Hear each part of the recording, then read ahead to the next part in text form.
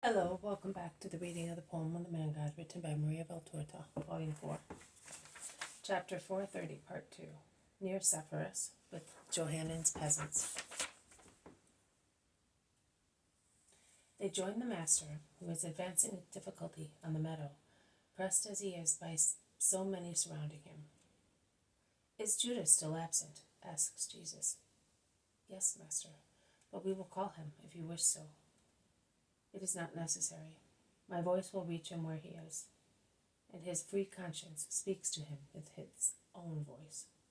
It is not necessary for you to add your voices in force of will. Come, let us sit down here with our brothers, and forgive me if I have not been able to break the bread with you in a feast of love. They sit in a circle with Jesus in the center, and Jesus wants around him all the children who press against him affectionately and full of confidence. Bless them, Lord, that they may see that what we long to see, freedom to love you, shouts a woman. Yes, they are depriving us also of that. They do not want your words to be impressed in our souls. And now, by forbidding you to come, they are preventing us from meeting. And we will have no more holy words, moans an old man. If we are abandoned thus, we will become sinners. You taught us to forgive. You gave us so much love that we could bear our master and his ill will. But now, says the young man, I cannot see their faces very well, so I do not know exactly who is speaking. I base myself on the tones of the voices. Do not weep. I will see that you do not lack my word. I will come again, as long as I can. No, Master and Lord, he is wicked, and so are his friends. They could injure you, and because of us. We will make the sacrifice of losing you, but do not give us the sorrow of having to say he was caught because of us. Yes, save yourself, Master. Do not be afraid. We read in Jeremiah how the prophet told his secretary Baruch to write what the Lord dictated to him, and to go and read what he had written to those who had gathered in the house of the Lord, and to read it in place of the prophet who was in prison and could not go there. I will do the same. Among my apostles and disciples I have many faithful Baruchs. They will come and tell you the word of the Lord, and your souls will not perish. And I will not be caught through your fault, because the Most High God will conceal me from their eyes until the hour when the King of Israel is to be shown to the crowds, so that the whole world may know him. And do not be afraid either of losing the words which are in you. We read always in Jeremiah that also after the destruction of the scroll by Jehoiakim, king of Judah, who by burning the scroll hoped to destroy the eternal truthful words, what God had dictated remained, because the Lord gave this order to the prophet: take another scroll and write down all the words that were written on the scroll burnt by the king. And Jeremiah gave a scroll to Baruch, a scroll without any writing, and he dictated once again to his secretary the eternal words, and he added some more as well to complete the previous ones, because the Lord mends the damages caused by men when such amends are useful to souls, and he does not allow hatred to cancel the work of love. Well, even if I, comparing myself to a scroll full of holy verities, should be destroyed, do you think that the Lord would let you perish without the help of other scrolls, which will contain my words, and those of my witnesses telling you what I cannot tell you, as I am a prisoner of violence and destroyed by it?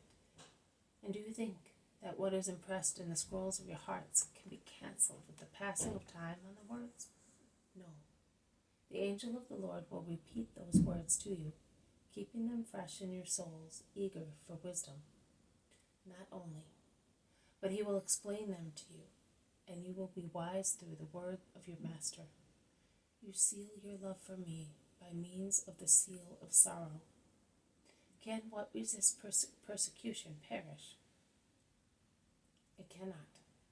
I am telling you, God's gifts cannot be cancelled.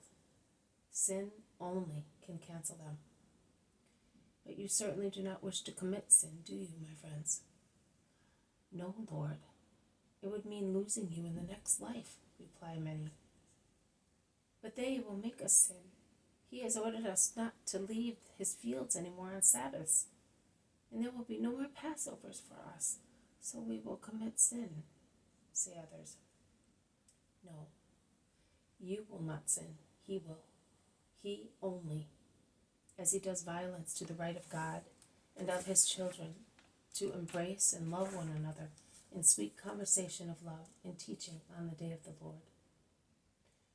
But he makes amends through many fasting days and offerings. We cannot, because the food we get is already too scanty as compared with the work we do, and we have nothing to offer.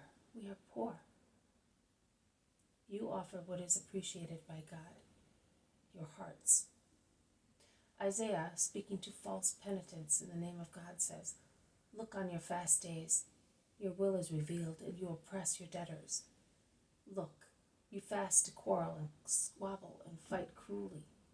Do not fast any more as you have done so far, if you want to make your voice heard on high. Is that the sort of fast that pleases me? That man for one day should just afflict his soul and torment his body and lie down on ashes. Is that what you call fasting? A day acceptable to the Lord?" The fasting I prefer is a different one.